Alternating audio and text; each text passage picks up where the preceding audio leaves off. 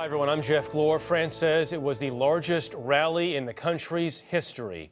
An extraordinary gathering in Paris in response to attacks last week. 3.7 million rallied across the country.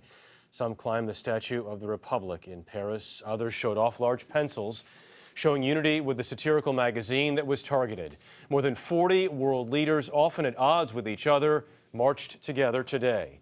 We have a series of reports beginning with Elizabeth Palmer.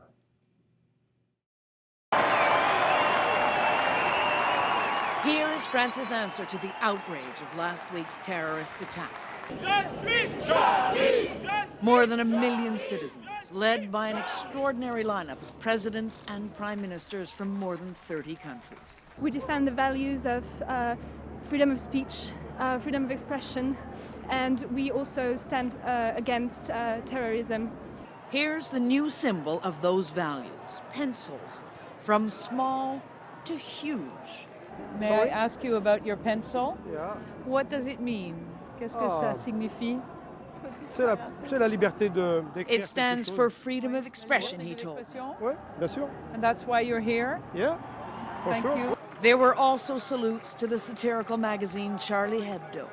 Its editor and several staff were the terrorists' first victims on Wednesday. Some of the survivors, still traumatized, were greeted at the rally by French President François Hollande. After two spectacular terrorist attacks, French politicians knew they were running a security risk letting this march go ahead. But the public pressure for some kind of massive gesture of solidarity was simply overwhelming. So it fell to more than 2,000 police to keep the crowd safe. The values celebrated at today's rally were notably absent in this new video made by Amedy Coulibaly, suspected of killing 4 hostages in a kosher supermarket. In it, he pledged allegiance to the militant group ISIS, though there's no evidence that he or his girlfriend, Hayat Boumediene, who's now on the run, ever fought in Syria or Iraq. The two weren't always extremists. That's Boumediene in a bikini. Police think Coulibaly, a convicted armed robber, was radicalized in jail. He posed in the video and in photos released by Le Monde newspaper with various guns. Last night, French media say police found his hideout, a rented apartment in the suburbs.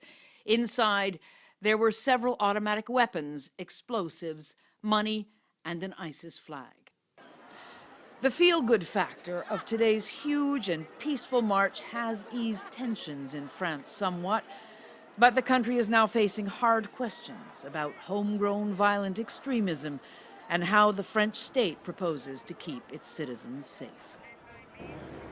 One big challenge, Jeff, is the sheer number of potentially radicalized individuals that the French security services have to watch.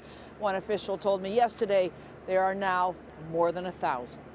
Liz Palmer, thank you very much.